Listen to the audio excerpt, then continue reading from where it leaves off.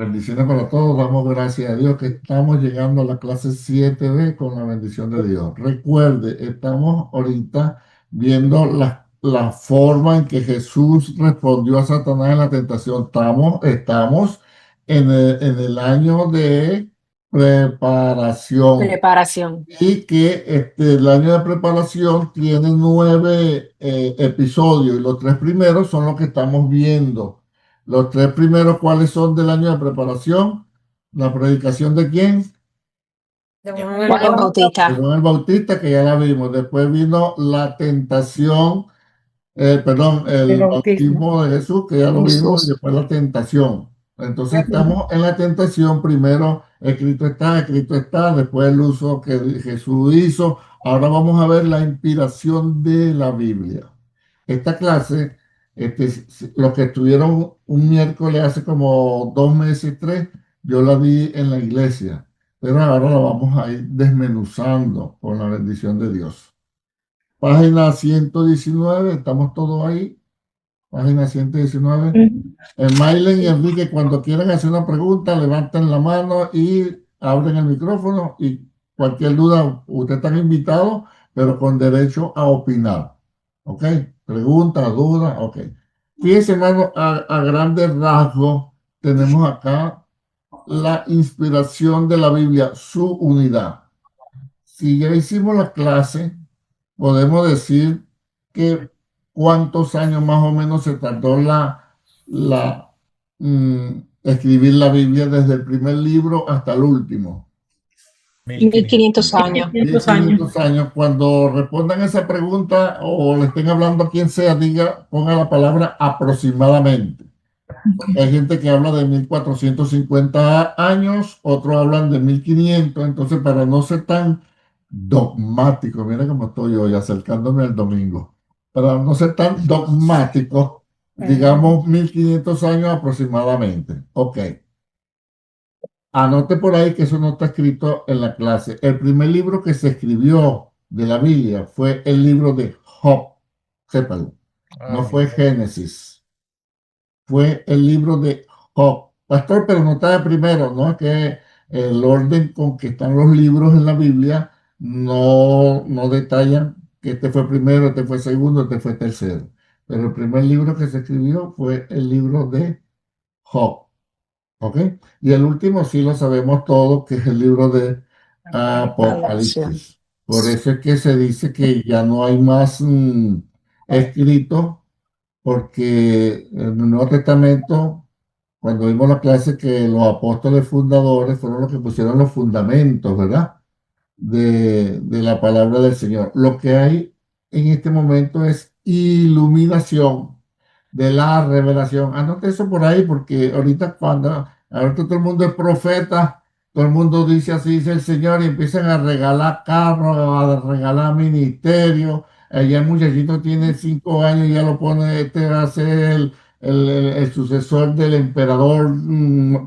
Bueno, Dios mío, no hay. Y yo veo en la Biblia todo lo contrario, que cuando salía un profeta era para corregir, para enderezar, ¿entiendes? Entonces, y hablan de revelación, no, no, no, no.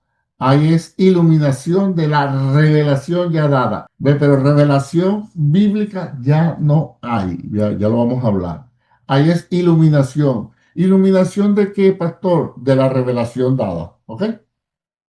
Que hay cosas todavía que están ahí que no se nos ha sido iluminado.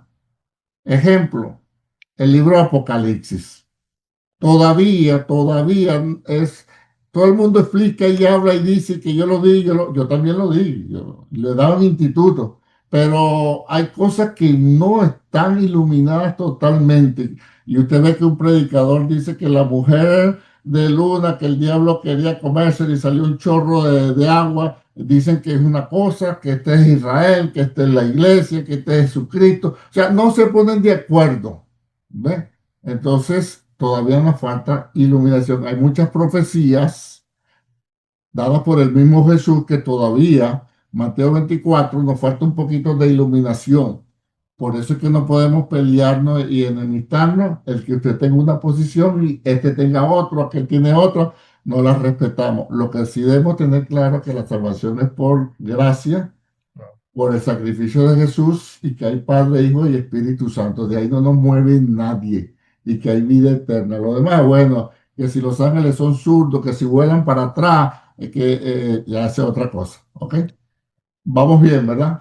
Sí. Entonces, cuídense de profetas que vengan con revelaciones regalando carros, hasta becas dan. Yo he escuchado dando becas y todas esas cosas. Entonces, ¿con cuántos escritores aproximadamente se escribió la Biblia? También, 40. con 40. Pregunto, ¿esos 40 se conocían entre sí todos? No.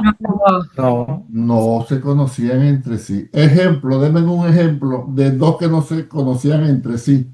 Daniel y Lucas. Daniel, que escribió, no conoció a Lucas porque muchos años de diferencia ya Daniel se había muerto, ¿verdad? Entonces hubo muchos escritores de la Biblia que no se conocieron. Es más, de Moisés yo creo que no lo conoció ninguno, ¿ves? ¿Entiendes? Que escribió los primeros 5 libros de la Biblia, del Antiguo Testamento. Ajá, entonces ya tenemos que por un periodo de 1500 años aproximadamente se escribió la Biblia, que el libro que se escribió fue el libro de Job, y que aproximadamente unos 40 autores que no se conocían entre sí. Primer punto. ¿Qué otra diferencia tenían esos escritores entre sí? Que venía de diferentes continentes. No, los escritores, vamos, ya vamos por allá. Bueno, que eran pastores, reyes. Y pescadores. Ajá, tenían diferentes estatus social. Unos eran gente estudiada como Lucas, ¿verdad? Otros eran gente sabia como Salomón, pero otros eran pescadores que dice la Biblia misma, Hechos 5, si mal no recuerdo, que eran gente sin estudios como Pedro. Otros eran pastores como Amós. Otros fueron reyes como David. Se da cuenta que hubo una diferencia de cultura y de tiempo, de conocimiento, de estudio. Perfecto. Ok, entonces ya tenemos aproximadamente 1500 años, ¿verdad?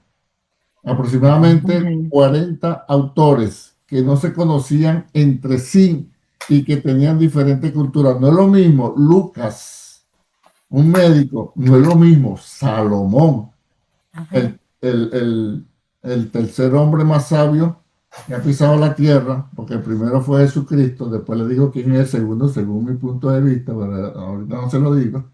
Entonces no es lo mismo que escriba Lucas, que escribía Salomón, que escribía Pedro. Vamos bien, ¿verdad? Sí.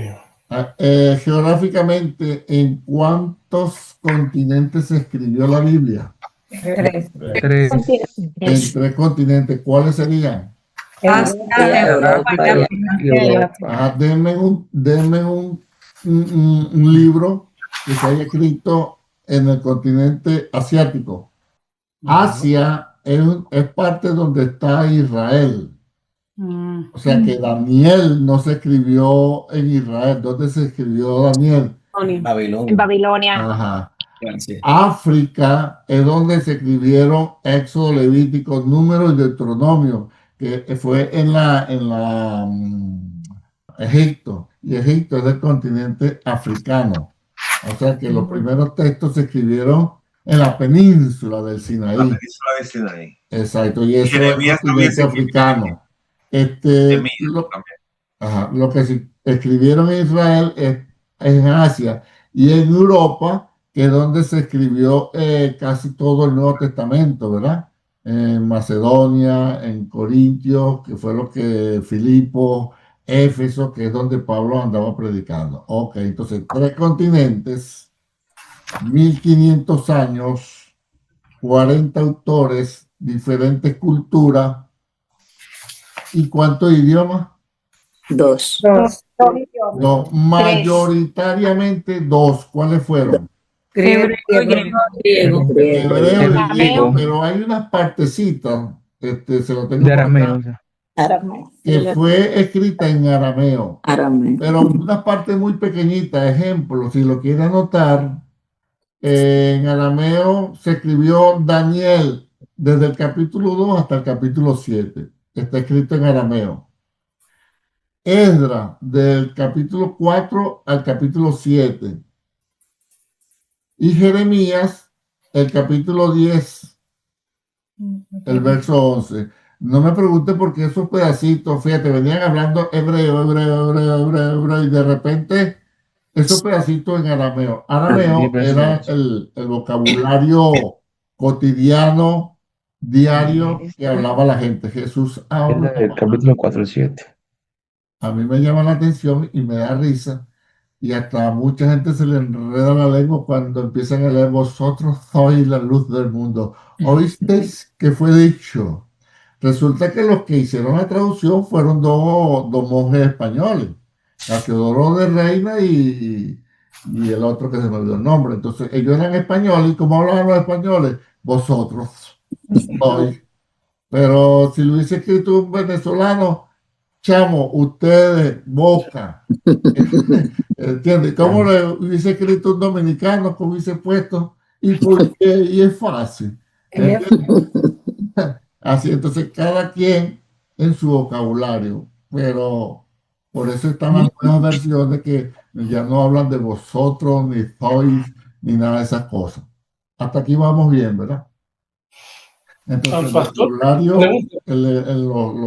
los idiomas grandes rasgos fueron hebreo y griego, que es el Nuevo Testamento, hebreo antiguo y griego el Nuevo, y esa partecita de arameo. Pregunta hasta acá. Una pregunta, ¿y por qué dicen unos 40 autores y por qué no un número preciso? ¿Por qué es un número aproximado en autores? Porque fíjate, si vamos al caso, todavía hay dudas en hebreo, no se sabe quién le escribió. Bueno, y Apocalipsis también, que se lo ponen a Ajá, entonces, como hay unas corrientes que no están demostrados, pero son corrientes, y el buen maestro tiene que decir las corrientes que hayan. Entonces, unos dicen, ejemplo, que una parte la escribieron hasta, un ejemplo, que un libro tenga 20 capítulos. Entonces, hay una corriente que dice, hasta el capítulo 15 la escribió fulano, los otros 5, porque la forma de escribir, el pensamiento, que yo lo leo y lo leo y lo leo y lo veo igualito. Claro, como yo estoy leyendo es traducción, yo no estoy en el original. Entonces, para no ser dogmático, y dogmático es la persona que yo me cierro y me cierro, entonces yo soy el que estoy diciendo unos 40 autores. Por lo menos tenemos el caso del Deuteronomio. Deuteronomio, si mal no recuerdo, desde el capítulo 34, 36, por ahí va, narra la muerte de Moisés, ¿verdad? Ahí se entiende que no fue Moisés que escribió eso. Claro. ¿Ves? Entonces, por eso es que yo pongo aproximadamente, ¿no? Unos 40. Ok. Pregunta hasta acá. Cuando se escribió el Nuevo Testamento se escribió en griego. Dios trabaja de una manera tan amplia que usted y yo vemos nada más acá lo pequeñito. Dios trabaja con el mundo entero. Cuando vino Alejandro Magno, Alejandro el Grande, él conquistó todo lo que había de mundo conocido en aquel entonces e impuso su cultura y su idioma. Entonces, un ejemplo, los venezolanos hablábamos venezolano, pero griego, porque nos lo puso. Los dominicanos hablaban español, pero griego. Y así todos los países que conquistó Alejandro el Magno les impuso su idioma, el griego. Entonces la gente hablaba su idioma natal, pero hablaba griego. Hasta aquí me van siguiendo, ¿verdad? Ok, entonces llegó un momento que en todo el mundo conocido se hablaba griego. Después vino el Imperio Romano. Y el Imperio Romano, lo vimos en libro 1, todo donde él conquistó, que hacía caminos adoquines, ¿se recuerdan? Caminos rectos, ¿verdad? Y ponía guarniciones, guardia para que guardaran los caminos, y ponía barcos. Entonces ya cuando llegó el Evangelio, entonces ya había un solo idioma, que era el griego, y habían vías pavimentadas y había barcos por donde llevar la bendición, y entonces por eso es que se escribió en griego. Fíjate lo que hizo Dios. Imagínate cuando Pablo llegaba a donde iba, se comunicaba con los judíos en hebreo, pero cuando él le hablaba a los gentiles, le hablaba en griego. O sea, Dios trabajando todo. Era necesario primero que viniera Alejandro Magno y pusiera el idioma, después era necesario que viniera el Imperio Romano y pusiera los caminos, para después, ahora tenemos un idioma. ¿Y por dónde caminar? Ahí le mando el Evangelio. El hebreo, hermano, hebreo nace cuando Abraham, pero Abraham no era hebreo. ¿De dónde era Abraham? De Ur, de los caldeos. De Ur de los caldeos. Y entonces, ¿de dónde sale esa palabra hebreo? Cuando Dios le dice, sal de tu tierra y de tu parentela, que se va a 1000 kilómetros aproximadamente hasta Harán. De Harán se le muere el papá y mueve 1000 kilómetros más para llegar a la tierra prometida, pero tuvo que cruzar el Éufrates, el río Éufrates. Entonces, para aquel entonces, todo el que venía de más allá del Éufrates, que cruzaba hacia Canaán, entonces le decían hebreo, pero era en una forma despectiva. Ejemplo, y no está bien el ejemplo, pero un ejemplo. Todo el que cruza por México ilegalmente por el Río Grande, ¿cómo lo llaman? Mojado. Los mojados, ¿verdad? Y no es un halago, es despectivo. Ah, este es un mojado o una espalda mojada también. Entonces, asimismo, cuando todo el que venía de Ur de los Caldeos, de Babilonia, de la media luna esa, y cruzaba el Éufrates para donde estaban los cananeos, le decían hebreo.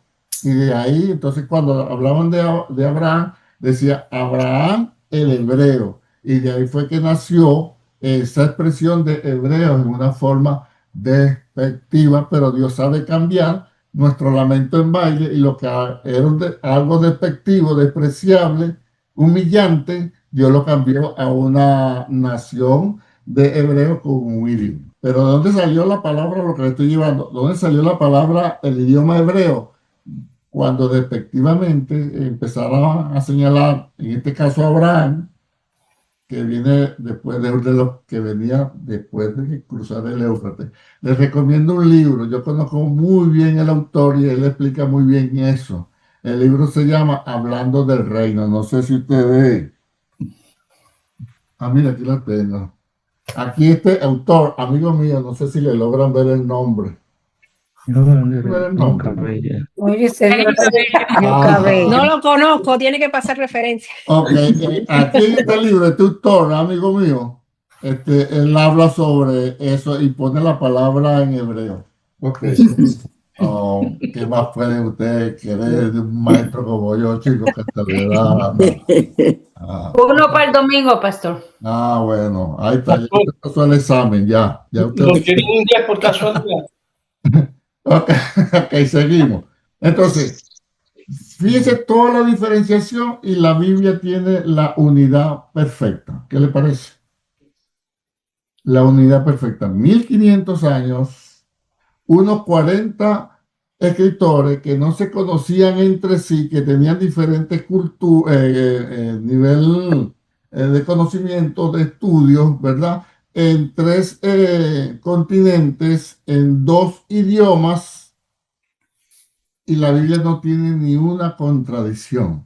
La Biblia tiene una unidad completa. ¿Qué nos enseña esto? Que detrás de esos 40 autores, detrás de esos diferentes continentes, de esas diferentes personas con diferentes estudios, con esos diferentes idiomas, había alguien que lo estaba dirigiendo a todo. Eso es lo que se conoce como la inspiración de la Biblia. Inspiración de Dios. Que Dios no es que ponía a la gente que cayó en trance, Ezequiel, y empezó a escribir así con los ojos cerrados. No. Venía la inspiración, ponía a Dios la idea, pero Dios mismo por el Espíritu Santo sabía qué es lo que estaba dirigiendo a la persona para que yo escribiera. Eso es inspiración.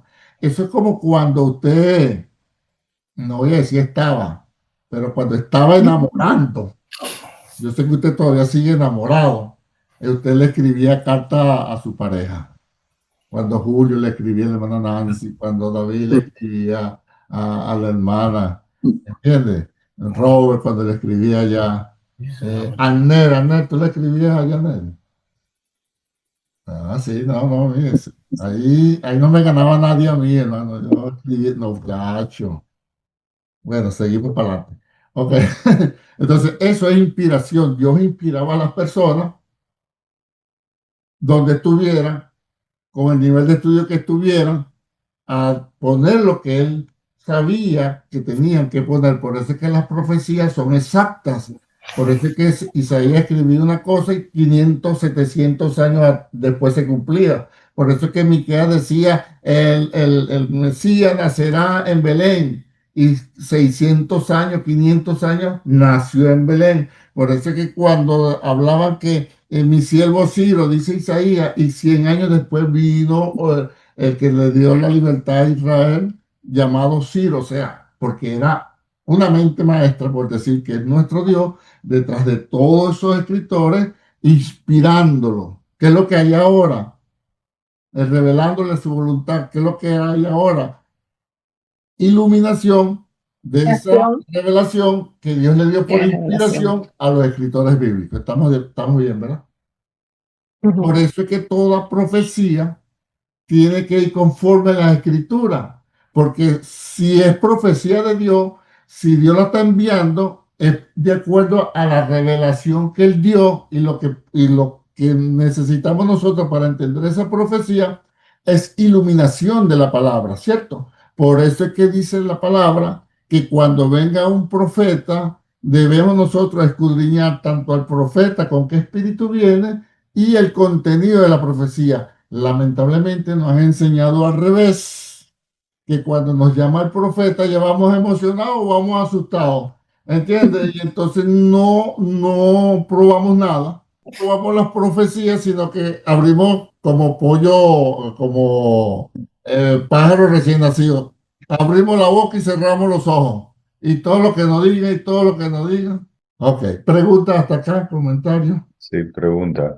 ¿Y qué hacemos entonces con esos profetas que llegan a diferentes congregaciones y comienzan a profetizar y a decir tantas cosas? O sea, ¿cuál sería, vamos a decir, la forma de uno comportarse, ya conociendo todo esto, ¿verdad? Ok. ¿A nivel personal o a nivel congregacional? Porque son dos conductas. Bueno, yo diría las dos porque una afecta a la otra. Bueno, a nivel congregacional, eso le toca al líder cómo va a manejar eso. Porque nadie puede pasar por encima del liderazgo porque estaríamos mal. Claro. Pero a nivel personal, puede estar la congregación, puede estar todo el mundo de acuerdo que sí, puede estar la directiva recibiendo al profeta, pero si me van a llamar a mí, yo tengo el permiso bíblico, primero decirle, no me diga nada delante de todo el mundo, primero. Segundo, déjeme, ¿por qué?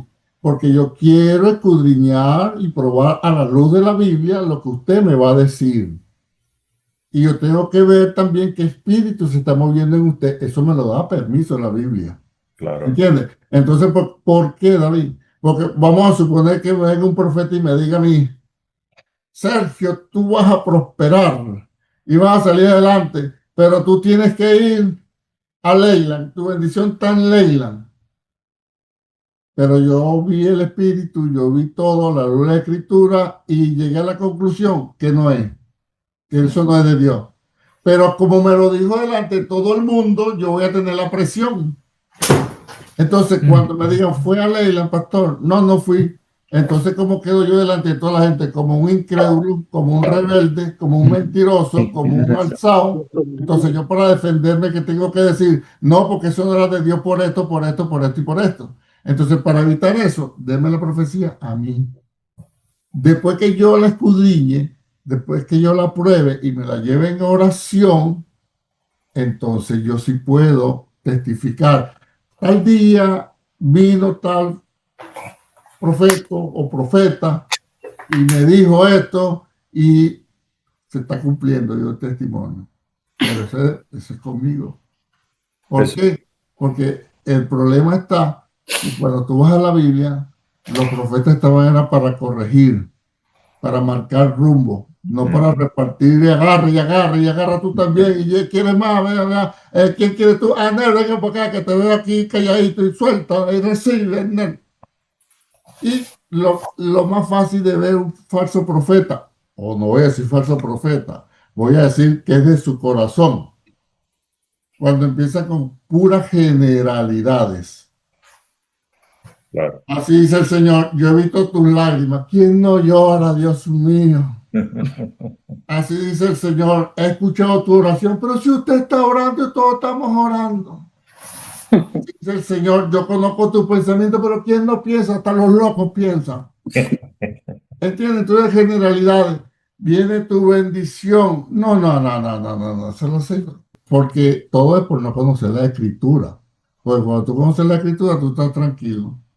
Y lo primero que debe hacer alguien cuando le están dando una profecía es, vamos a ver si esto viene conforme a la Escritura. Si viene regalando, ven acá, yo venga para acá, y así dice el perro que tienes ahí, dame ese perro que yo te voy a dar un Doberman. Y venga, hermana, mire las llantas que tiene su esposo, esas son mías, dice el Señor, démelo para acá. Y así cada... Hermano, esa repartición yo no la encuentro en la Biblia en ninguno de los profetas. En ninguno de los profetas. Pero el que profetiza habla a los hombres para edificación, exhortación y consolación. 3 cosas trae la profecía: edificación, exhortación y y consolación. consuelo. No habla de repartición. Yo te voy a dar, yo te voy a ti también, te doy, tú también quieres, agarra tú también. Y los hijos de Elisa, ¿cómo que se llama? Eva agarra a Emma también, y agarra el nieto de hermano Denny, toma tú también, y agarra a David para que lleve. Y Alejandro, tú quieres, agarra tú también, ven acá, Emily, ven acá. Por favor. Eso no está ahí, eso no edifica. Y lo demás velando. ¿Sí o no? Sí. Ay, a mí no me dijeron nada. Sí. Ay, tanto que repartieron. Y Dayanara. Ay, ¿será que viene ahí la promesa? No, yo no te voy a vender, Dayanara, eso es entre tú y yo. No, es jugando, es jugando. Dayanara no me ha dicho nada. Ay, ¿será que viene o no viene? ¿Será que sí o que no? Y se acabó todo y no me dieron nada. Y el que le dieron salió contento. Y el que no le dieron, velando. ¿Se da cuenta? En cambio, mira lo que dice. Pero el que profetiza, ¿qué dice ahí? Habla a los hombres para edificación, exhortación y consolación. Ajá. Y si hay que corregir algo, lo va a corregir. Pastor, ¿y eso lo dice individual o No, edificación aquí está hablando colectivamente, colectivamente? porque trato, pero si me va a llamar a particular, tiene que venir las 3 o por lo menos una de estas condiciones. Le voy a poner un ejemplo. Cuando David metió la pata, ¿se acuerda todo lo malo que hizo David? Y le llegó el profeta Natán. Y Natán le echa el cuento de la ovejita, del hombre que se la comió, y David dice, el tal tiene que morir y pagar 5 ovejas de acá. Y Natán, ¿qué le dice? Ese hombre eres tú. Fíjate, lo confrontó. Pero después mira cómo le dio la salida, la edificación. Pero no temas, Jehová ha redimido tu pecado. Ah, ¿ves la diferencia? Lo reprendió, lo señaló, pero le dio la salida. Y era el rey, la máxima autoridad. ¿Ves? Ok, vamos bien, ¿verdad? Entonces, eso es lo que estudia la Escritura. Pastor, ¿y hay profetas verdaderos? Oh, sí, yo lo he visto. Pero de 100 he visto como 3 verdaderos, uno tengo dudas y 96 falsos. Para que tenga usted la idea de lo en 47 años. Y también eso va para la predicación. Toda predicación, que también vamos al caso de una profecía, debe traer edificación, exhortación y consuelo. Con la gracia que tenga él o la predicadora, con la sabiduría, con el estudio, con el conocimiento, con su ADN, pero tiene que pasar por lo menos alguna de esas tres. Cuando se pone puro el predicador o predicador a regañar, o a puro prosperidad, o a puro generalizar, ya la cosa está mala. O exhórtame, que es aconsejar, exhortación es aconsejar, o edifícame, ¿verdad? Pero dame algo, dame algo. Entonces, cuando usted conoce la escritura, a usted no le van a sacar ni con un rolling al pitcher, ni con fly de sacrificio, ni siquiera con un toque bola. Usted para sacarlo, tiene que batearle durísimo a usted. Pero eso, y eso lo da el conocimiento de la escritura. Todo lo que hemos visto de la clase grita, apunta a que la Biblia tiene una unidad perfecta. Porque hubo alguien atrás, nuestro Señor, gran Dios, que la estaba dirigiendo en todo. ¿Vamos bien? Eso se llama la inspiración. Alguien que lea el punto 3, por favor, de la página 120. Y apréndase 1 Corintios 14, 13. Lo voy a al que me encuentre el domingo a los 3 primeros, lo voy a preguntar por 1 Corintios 14, 3. Punto 3. Ajá. En el lenguaje del Nuevo Testamento griego, la palabra inspirada significa literalmente respirado por Dios.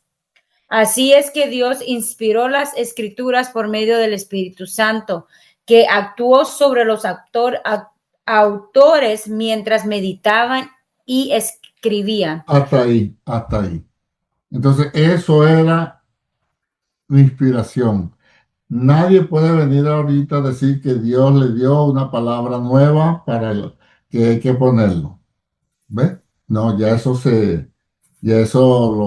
lo cerró el Señor y eso lo vamos a ver ahorita, cómo se cerró el canon. Ok. Fíjense que, David, por favor, léeme el punto 11. Osea, Joel, Adía, Miquea, Ageo, Zacarías, Malaquía, son algunos de los profetas de Dios. Lea, entonces, después dice, lea primer versículo en cada uno de los libros que llevan su nombre. Estos profetas presentan su mensaje como palabra de Jehová. Si usted aprende a leer la Biblia y más nunca nos vemos, usted va a salir beneficiado. Porque donde usted esté, usted va a leer la Biblia con calma, va a ver el texto, el contexto arriba, contexto abajo, palabra que no entienda, va a buscar el diccionario y si hay otro texto que lo llama a comparación, usted va a leerlo. Entonces, en 3, 4, 6 versículos que leí, me eché casi 40 minutos. Ah, pero bien leído, bien desmenuzado, bajo comprensión. Que antes lo leía en 10 minutos y a la media hora no sabía lo que estaba hablando. Así que meditemos en cómo leer la Biblia. ¿Ves? Bueno, todos estos profetas comenzaban diciendo, uno de una forma o de otra, pero todos decían en el primer versículo, palabra de Jehová. Palabra de Jehová. O sea, ellos estaban dejando claro, esto que yo estoy escribiendo no es por mi cuenta, no es porque me lo inventé, es palabra de Jehová que vino a mí. ¿Estamos bien? ¿Seguro? Amén. Ok. El punto 14 dice que hay 39 libros en el Antiguo Testamento y 27 libros en el Nuevo Testamento. La Iglesia Católica tiene más, tiene 7 libros más. ¿Por qué? Porque la Iglesia Católica anexó Tobías, anexó Tobías, Barú, primera y segunda de Macabeo, que como libro Y a Judith. histórico, como Judith, como libro histórico, los libros de primera y segunda de Macabeo son excelentes. Ahí se habla de la fiesta de la dedicación y Juan 10:52 habla que Jesús estaba celebrando la fiesta de la dedicación. Ah, mira, para 10:22. esa parte lo aprendí de los macabeos. Pero ¿por qué no son inspirados? Fíjese, hay uno que dice de una mujer, creo que se llamaba Raquel, había un demonio vagabundo que de noche la acosaba. Mira el vagabundo ese, ¿no? Entonces La mujer le dice a otra, oye, hay un demonio que viene todas las noches y no encuentro cómo quitármelo de encima. Y la otra le dijo, agarra el corazón o el hígado, no me recuerdo, corazón o el hígado de un pescado. Y cuando el demonio venga, lo prende y el demonio se va. Y dice que cuando llegó el demonio en la noche, la mujer prendió el corazón o el hígado del pescado y con el olor volvió loco al demonio y el demonio se fue y no vino más. Entonces, ya nada más con ese cuento, ya sabemos que esto no es inspirado de Dios. ¿Ok? Hermano, en el libro de Judith creo que hay una historia de un niño que hizo un pajarito de madera y dije que Jesús lo puso a volar. Sí, o sea, son cosas que no cuadran y ya vamos a ver cuáles son cómo se escogieron los libros. ¿Ves? Hay algo que yo quiero que no está en el libro, pero quiero que usted lo sepa. ¿Cómo llegaron a la conclusión que esos eran los libros que deberían de estar? ¿Se ha preguntado alguna vez usted eso? Sí. Sí. O sea, ¿cómo lo escogieron, verdad? Bueno, fíjense, lo del Antiguo Testamento, lo anoté aquí para que ellos tenían cuatro puntos de vista que debían de cubrir para hacer palabra de Dios, según los judíos. La primera es, no debía contradecir la Torá, es decir, los primeros 5 libros de Moisés no podían contradecir la ley de Moisés. Oye, no estoy hablando de la Iglesia Católica, estoy hablando de los judíos, de la Torá de los judíos, ¿verdad? Ok. Segundo, tenían que haber sido escritos en hebreo. No podían contradecir la ley de Moisés, tenían que haber sido escritos en hebreo, tenía que haber sido escrito en la tierra de Israel. Alguien dirá, pastor, pero Ezequiel fue en Babilonia, Daniel fue en Babilonia. Sí, claro que fue en Babilonia, pero no fue en Israel porque ya habían sido deportados. Por eso es que entran, ¿verdad? Por si alguien pregunta, no, pero Daniel fue en Babilonia, Ezequiel fue en Babilonia. Claro, eso se acepta porque todos estaban en Babilonia deportados, pues. ¿Ok?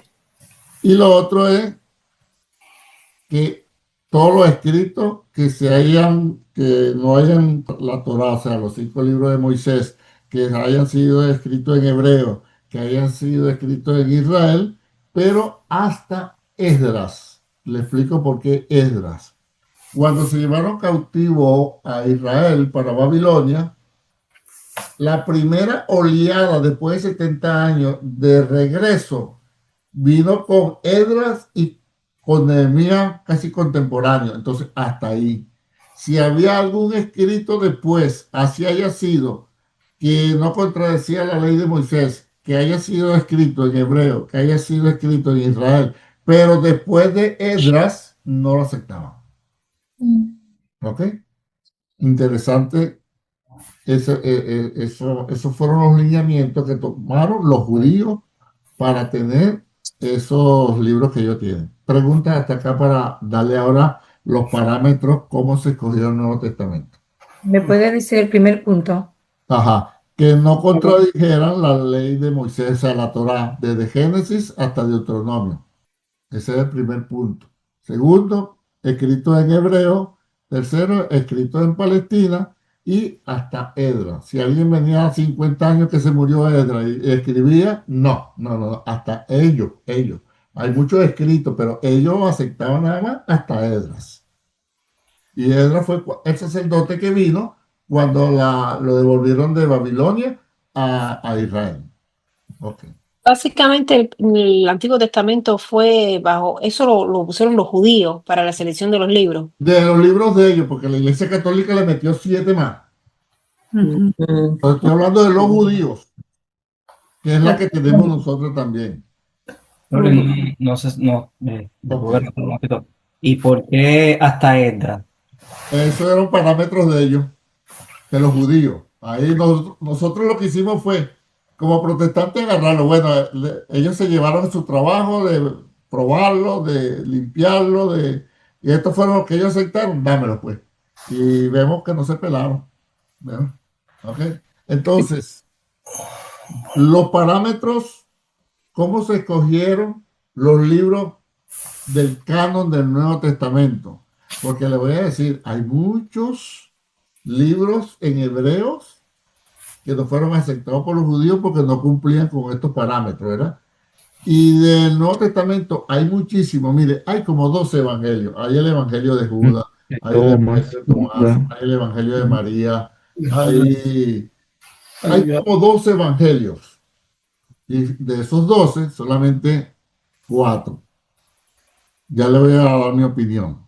Entonces, los parámetros para escoger el Nuevo Testamento, que fueran primero escritos por un apóstol o alguien cercano a él.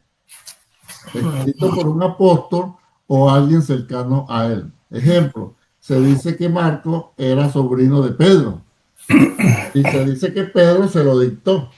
Ah, bueno, es válido. ¿Ok? El otro punto, que haya sido aceptado y reconocido por la mayoría de las iglesias de aquel entonces. Que haya sido ese escrito, que haya sido aceptado y reconocido por las iglesias de aquel entonces. Tercero, que fuera coherente con los demás libros, o sea, que no hubiese choque entre ellos.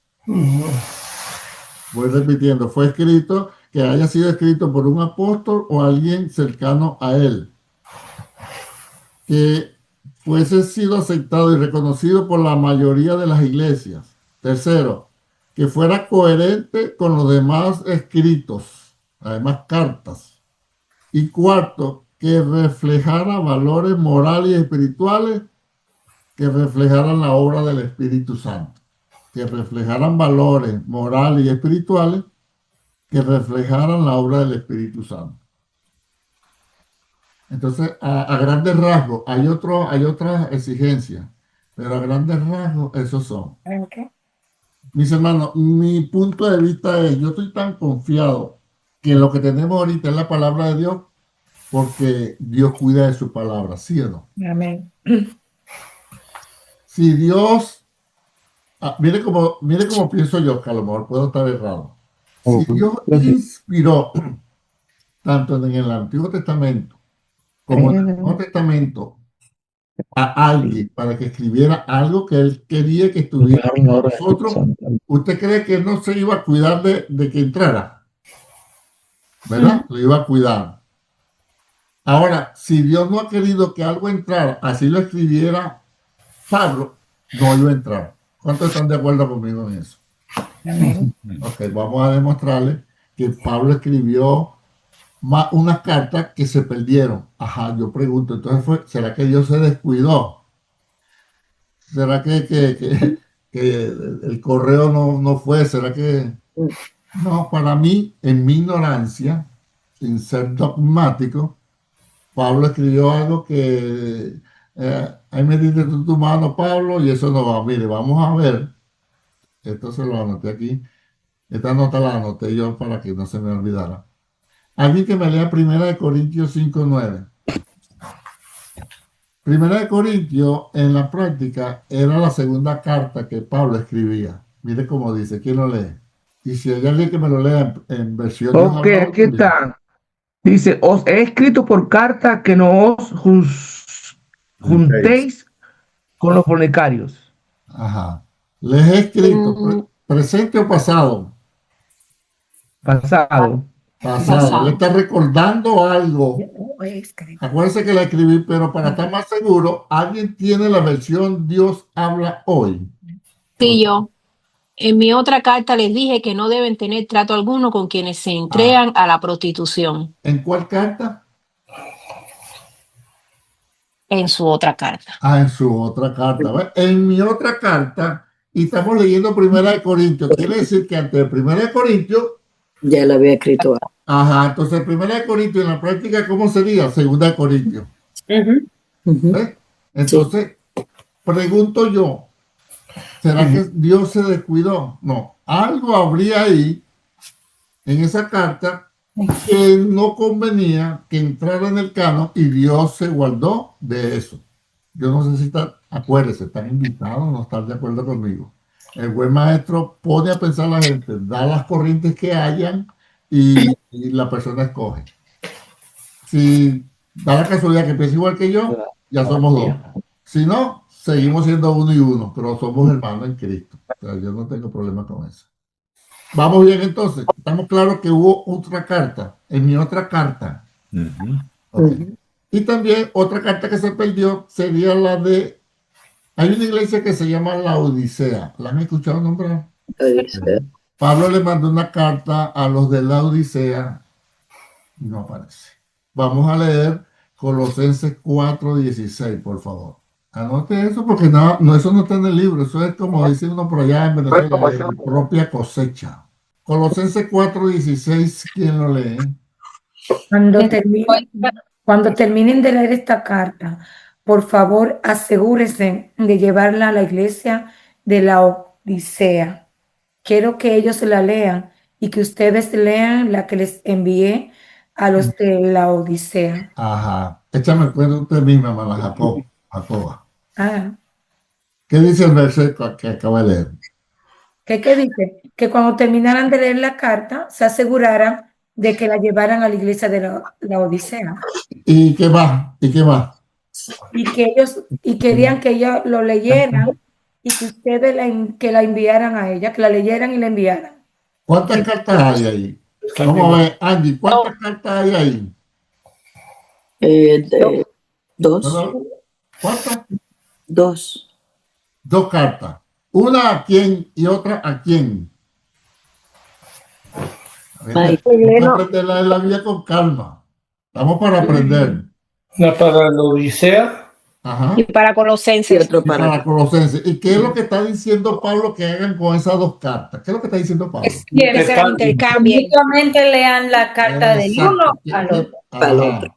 Intercambio. Mire, Colosenses, cuando ustedes lean esta carta que le estoy mandando a ustedes, vayan y llévensela a los de la Odisea para que ellos lo lean. Y la carta que yo le envié a los de la Odisea, ustedes se la traen a ustedes. Pregunto, ¿dónde está la carta de la Odisea que envió Pablo? Se perdió. La de la Odicense, ¿dónde está? La Odisea es la Odicense. Se perdió. ¿Se da cuenta? Yeah. Pregunto yo, Dios tenía poder para cuidar la primera carta de los Corintios que no aparece y la carta de la Odisea que no aparece. Claro que sí. Yeah. Pero no está. Algo había ahí. Esa es mi conclusión. Que no tiene que ser así. Teológica. Ajá, no sé. Es mi conclusión porque yo sé que si Dios ha querido que esas cartas estuvieran, no se pierden, señores. Pero como no está, entonces, ¿cuál es mi deducción? Que a lo mejor Pablo escribió algo que no debería escribir ahí, o puso algo de su propia cosecha que no debería estar, y Dios dijo, no, te la voy a volver a inspirar, pero por otro lado, se la vas a mandar a Timoteo, se la vas a mandar a Tito, se la vas a mandar a los Corintios, pero esto no. El que no esté de acuerdo conmigo no tiene problema, pero no aparecen esas dos cartas. Pregunto, ¿se habían dado cuenta que habían dos cartas que nombran la misma Biblia y que no aparece? No. Bueno, No. ahí está, ahí estamos. Ahora, hay otros libros que están que no aparecen, que son apócrifos. Hay como 4 o 6 apocalipsis, imagínense. Con el que estamos asustados. Imagínate que no pongan tu hermano, chicos. Ok, pregunta. Inspirado por otros escritores que escribieron otros apocalipsis. Sí, hay como 12 evangelios y hay como 5 o 6 apocalipsis.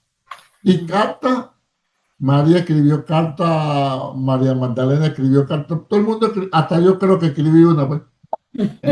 Y tampoco está.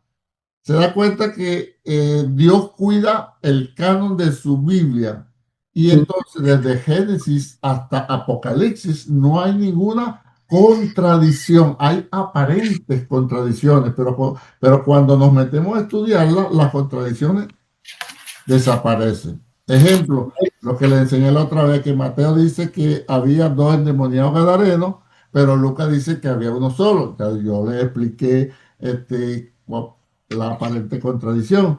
Había también cuando el ciego Bartimeo, ¿te acuerdas del ciego Bartimeo?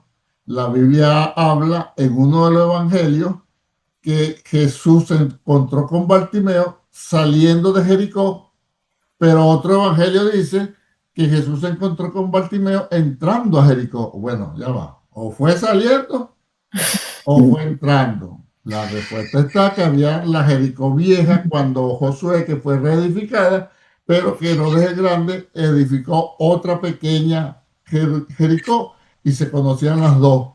Entonces, Bartimeo estaba en el medio. Entonces, saliendo de Jericó, ¿verdad? Y la otra era entrando a Jericó, porque Jesús iba a Jerusalén. Jerusalén está acá. Entonces, aquí venía Jesús caminando. Salió de acá. Acá. Entonces, un evangelista dijo, saliendo de Jericó, de acá, se encontró con Bartimeo. Pero el otro evangelista agarró, fue esta Jericó, no aquella. Entonces dijo, saliendo de Jericó. Entonces, uno dice, fue entrando, y el otro dice, fue saliendo. Los dos tienen razón, porque había arqueológicamente demostrado dos ciudades de Jericó, la de Jericó, Josué habían dos. y una pequeña que mandó a hacer Herodes el Grande. Entonces, así hay muchas cosas que aparentemente son contradicciones, pero cuando le metemos la lupa bien, aquí está la solución al problema. Ah, dime, Julio. Sí, si no mal me acuerdo, usaron un evangelio que no es aceptado, entre comillas, falso, y hicieron la película del Código Da Vinci, y que eso trajo mucha controversia por eso. Y muchos Usaron lo fue evangélicos la creyeron. usaron el evangelio de Tomás. Ujú. Y muchos evangélicos creyeron eso y revelación y hasta predicaron con eso. ¿Cómo tú vas a agarrar un evangelio que no está en la escritura, que no fue aprobado en el canon? Está bien que lo agarren de afuera y hagan películas y ganen dinero, pero tú, ¿cómo lo vas a traer al púlpito a enseñar el código de Da Vinci, chicos? Entonces, bueno, pero gloria a Dios, aleluya. Entonces vemos que por todo esto, Dios ha guardado su palabra y la Biblia es la única que tiene esa unidad perfecta, sin contradicciones, que nos enseña la voluntad de Dios. Entonces nosotros debemos tener total y completa confianza, hermano, que la Biblia es la palabra inspirada por Dios durante 500 años aproximadamente, a través de unos 40 escritores en 3 continentes, con 2 grandes idiomas, hebreo y griego, y un poquito de arameo, y que tiene una unidad perfecta. Que el Antiguo Testamento se explica en el Nuevo, hay que leer la carta a los hebreos, y el del hebreo está incluido en el Antiguo, o sea, te cumple todo, una perfecta unidad. Preguntas hasta acá.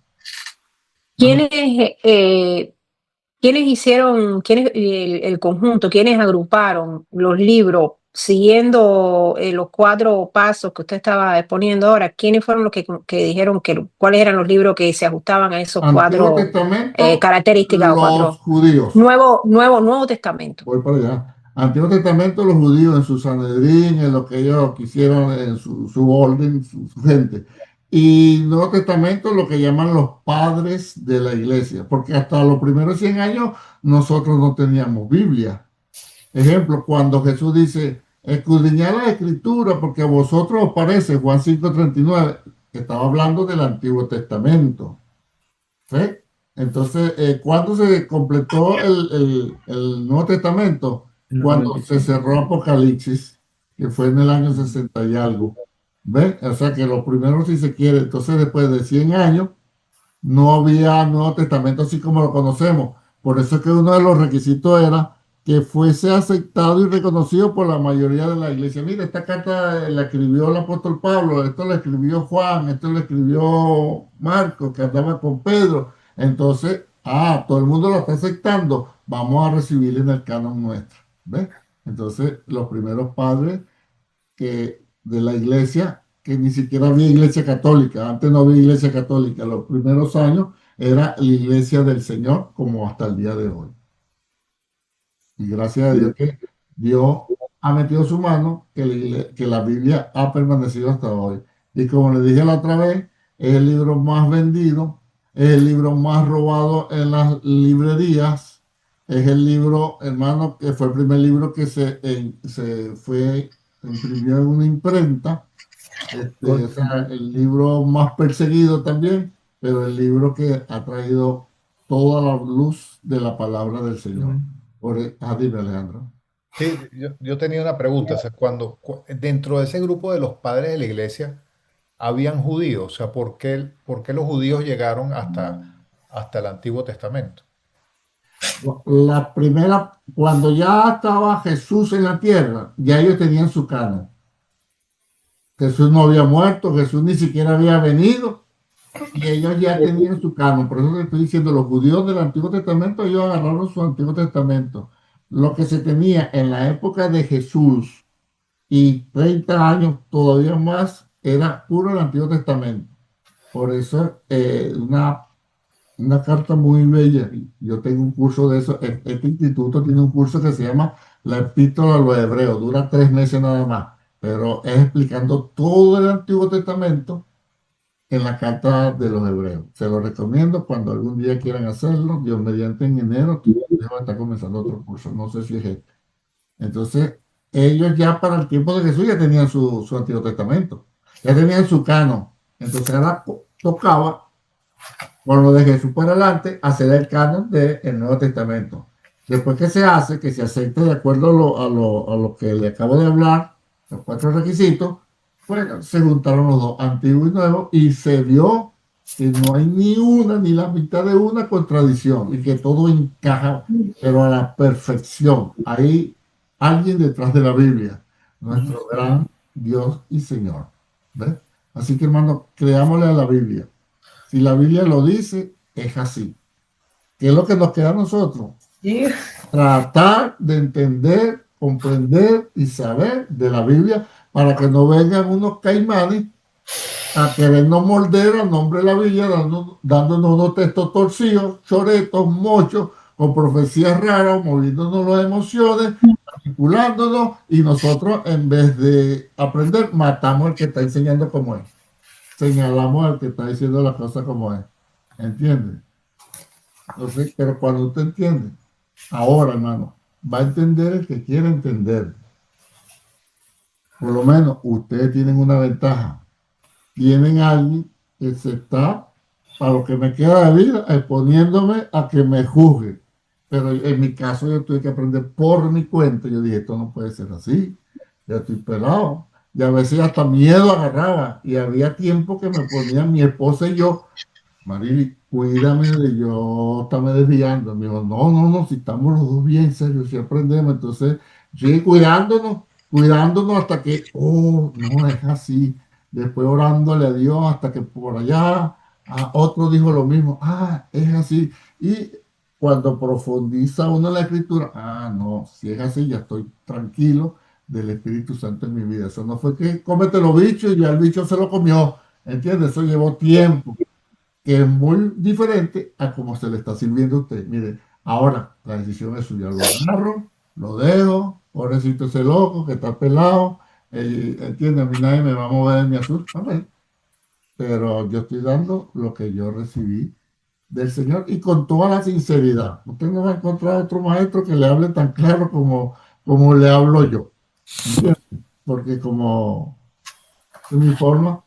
Pastor, yo estaba teniendo una conversación con mi cuñada respecto a las clases que estamos tomando con usted y le estaba haciendo ese mismo comentario que, bueno, una de las razones que mi esposo siempre y yo comentamos es de la manera como usted expone cada clase y por algún motivo es algo que nosotros no se hace entender, o sea, y nos abre más el entendimiento y como que pero creo que es más que todo como el tipo de la manera como usted la expone, que es como que más de tú a tú, como una, ¿cómo le digo? Como mi amigo, como tener una conversación, no sé, sí, Esa algo así. conversación, que es la idea. Exacto, como una conversación de amigo a amigo y cada quien aquí, usted nada,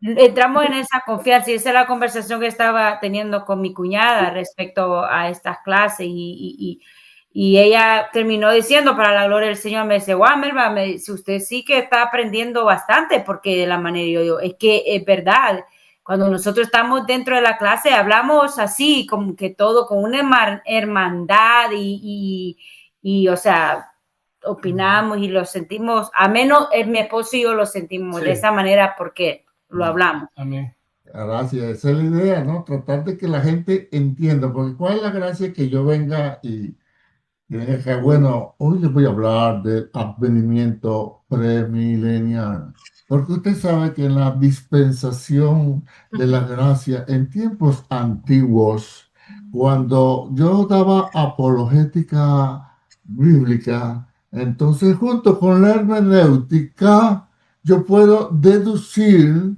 ¿verdad? Por la homilética misma, que no es el hecho en sí, sino la transposición de las acciones que involucran la realización del mismo. Por ende, todo lo que estamos acá, estamos de acuerdo. ¿Qué Vaya, digo? vaya a comer Esa miel es la técnica. de la fresca, ¿entiendes? Sí, de la pura. Porque no, esa no es la idea. Mi idea es que yo trate de llegar y que la gente entienda y que la gente comprenda y después usted verá qué es lo que va a hacer. Le faltó la esencia ahí con hermenéutica. Sí, sí, entonces, bueno, ahora, hermano, el maestro, quien sea, yo, quien sea, llega hasta un límite. El otro límite lo pone el estudiante de querer aprender, de querer repetir, de verdad saber las cosas, de todo lo que me están diciendo, inclusive lo que yo pueda decir, tengo que llevarlo a la luz de la escritura, no a la luz de costumbres, tradiciones, ritos y normas, sino a la luz de la escritura, respetando las normas, ritos y costumbres donde estemos, porque si no, no estamos haciendo nada, aprendiendo, pero con humildad y sencillez, que solamente Dios sabe todas las cosas. ¿Ok? Amén. Entonces, porque tampoco vamos a ponernos a pelear. No, que yo conozco, que yo sé, que yo entiendo, que no está raspado. Si no tenemos amor, dijo Pablo, podemos conocer todos los misterios del mundo, ¿cierto? Podemos tener la fe de traspasar los montes a la mar, pero si no tengo amor, De nada me sirve. de nada soy, nada me sirve.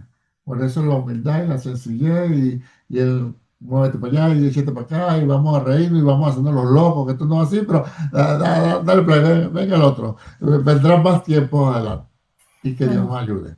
Así que bueno, hermano, yo por acá terminé, no tengo, por lo demás lo dice la Biblia, lo dice la clase, pero yo quería ponerle esos puntos particulares y una de mis funciones como maestro es retarlo a pensar, sacarlo del conformismo, porque por lo menos yo puedo poner otro ejemplo, pero no, yo pongo lo que yo sé que le va a picar, ¿entiendes? Y lo que, ¿entiendes? La semana pasada todavía, hasta el domingo, estuve recibiendo comentarios de que si se emborracha, que si no se emborracha, que hasta lo último le digo a una persona, mire, yo voy a cerrar con esto, lea lo que tuvo que corregir el apóstol Pablo a los Corintios. Unos comen, otros se adelantan y otros se emborrachan. Vea que ese vino era tan bravo que se emborrachaba la gente. ¿Ves? Entonces no era vino, aunque el vino más malo, ¿cuál es? ¿Cuál es, Alejandro? El más malo, Sí, nada más pensarlo me da cosa. la Sagrada Familia, que le decimos nosotros. No, no, El, vino la el, el, suegra. Ese es más el malo. vino Vinagre, el tinto, el vino vinagre. tinto. No, vino la suegra. Vino. Mismo. No era suegra. Vino la suegra. Bueno, ajá, vamos a. Ok, Mire, pastor, una cosa. ajá. Le- Sí, le nos cuento- quedan 10 minuticos, vamos a cerrar estos 10 minuticos. Ajá, dime. Ajá. Mira, hace 14 años yo me mudé a Miami y después de que compré la casa me di cuenta que compré en un barrio judío y yo tengo en la entrada de mi casa un Cristo de mi mamá. 2 veces han venido vecinos aquí y en los que entran se asustan. Se escandalizan. Pero ahí, mira, tienen unas costumbres excelentes, tienen una dedicación excelente, tienen una forma de vivir y de unirse increíble. Pero ¿cómo lidia uno con ellos? ¿Cómo le habla uno a ellos de Jesús? ¿Cómo los haces entender si ellos tienen algo tan cerrado y tan, o sea, ellos son un núcleo. Es que eso es lo que dice la Biblia, que su entendimiento ha sido cegado. ¿Sí? Solamente Dios.